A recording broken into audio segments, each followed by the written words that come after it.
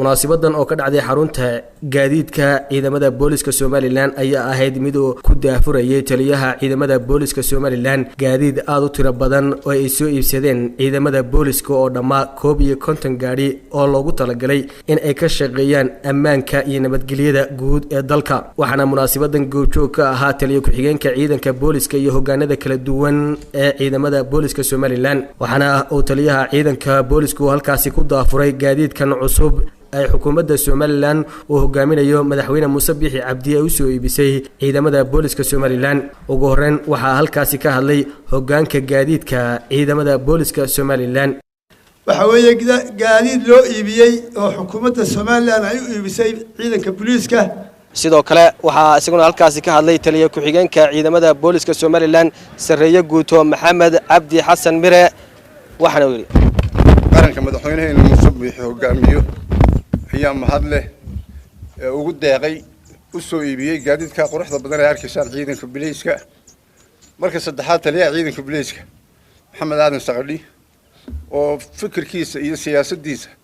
ay ku yimaadeen gaadiidkan ayaa mahad leh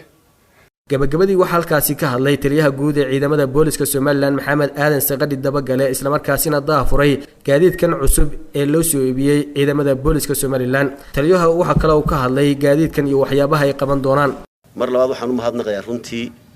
xafladan oo maanta xaflad maaragtay xarika jar oo ay farxadii taanuna ka soo qayb galo gaadiidka quruxda badan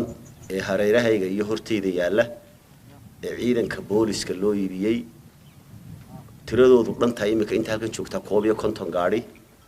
30 laangurusal oo cusub oo 0 kilomitir oo 2021 soo baxay iyo xaajeedaha halka yaala iyaguna 13 oo cusub oo iyaguna la mid ah iyo 5 gaadhi yaryar iyaguna dhinaca midigta iga xiga oo iyaguna la mid ah iyo 3 gaadhi waaweyn xagayga dambe yaala oo iyaguna cusub marka la isugu geeyo 51 gaadhi gaadiidkaas oo uu iibiyay laga iibiyay budgetka Jamhuuriyadda Somaliland wasaaradda maaliyadda qorshaysay garwadeena uu ka ahaa qorshaha lahaa iyo fikirka madaxweynaha Jamhuuriyadda Somaliland mudane Muuse Bixi Cabdi oo doonaya si hagar la'aan inuu ciidamada kala duwan u dhiso haday militariga tahay haday booliska tahay haday ciidamada kala tahayba ayaa runtii aanu aad ugu mahadnaqaynaa oo galabta dhammaan gaadiidka halka taagani gobolada Somaliland oo dhan inta la qaybiyo uu kala bixi doono imakada way qaybsayiin shaqooyinkan cusub ee mikin hortaagan oo maanta hortaagan doorashada ka qayb gali doono kadibna ciidanka boolisku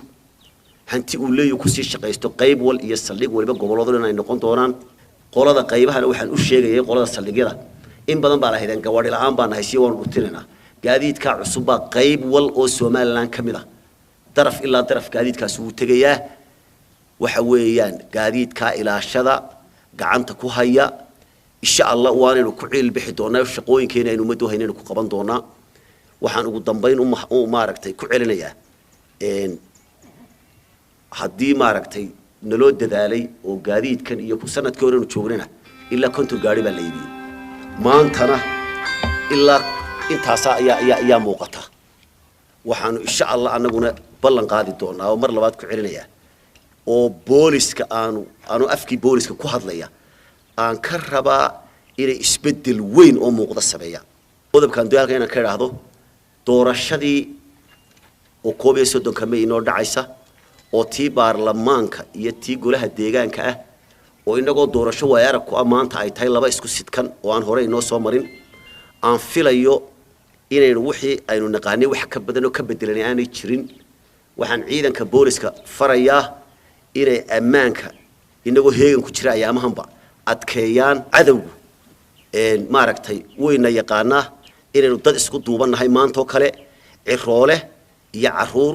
siyaasi iyo nin kale ciidan iyo shicib mucaarid iyo muxaafad Somaliland maalmahaas waa maalmaha ay nafteeda booliska aynu wada nahay ciidamada aynu wada nahay amniga aynu wada ilaalino waa dhaqan aynu weligeed soo lahaan jiray waxaan filayaa tii uun baana maanta maaragtay inoo maaragtay ayuunba halkeedii nooga sii socon doonta. Taliyaha ciidanka Boolisku waxa uu bulshada reer Somaliland ka codsaday in lagala shaqeeyo nabadgelyada guud ee dalka. waxa kale oo aan maaragtay dadweynaha la socodsiinayna nala shaqeeya ee aanu adeegayaasha uu ciidanka Boolisku u shaqeeyo maaragtay in marba maalinta ka dambaysa awoodda ciidamadu ama awoodda Boolisku kor u sii kacayo. waxaanu ballan qaadaynaa haddii aanu noolahay ilaahayna nagu asturo insha Allah ilaahay uu nagu asturiye inaanu sidaa maaragtay annagana naloo dhisay ee Booliska waxa soo hantiye loo geliyay inaan anaguna had iyo habeen dadkayga u soo jeedno aanu dadaalo maaragtay wax qabad joogtaa. sidoo kale taliyaha ciidanka Booliska Somaliland waxa uu fariin u diray wadayaasha gaadiidkan cusub ay soo iibsadeen ciidamada Booliska Somaliland. waxaan doonayaa darawaliinta halkaas soo taagan kelmadda aan doonayna dhahdo waxa weeyaan dardaaranki waxaan rabaa nin walba gaadhiga lagu qoro inaad inan ka dhigato sidaad inankaaga u ilaalisaan rabaa gaadhiga inaad u ilaaliso lama yeeli karo ama ma yeeli karayno haddaanu madaxda Booliska nahay gaadhiga in kood walba la iska dhafto maqaadiir waa iska dhacda qadarka Ilaahay waa meeshiisa laakiin gaadhi lagu ciyaaro oo maaragtay ma rabno. waxaan doonaynaa gaadhiga nin waliba inuu ka dhigo sidaan hor u sheegay siduu inankiisa u ilaaliyo inuu gaadhiga u ilaaliyo inuu gaadhiga dhiso inuu gaadhiga mas'uuliyad weyn iska saaro inuu gaadhiga xil weyn iska saaro gaadhigaas waa naftiisa inuu dhiso. anaguna waxaanu ballan qaadaynaa laba idin kala bixi doontaan nin gaadhiga dhisa oo gaadiidka ilaaliya oo dhisa iyo nin balaqleeya ninka dhisa waanu dhiiri gelin doonaa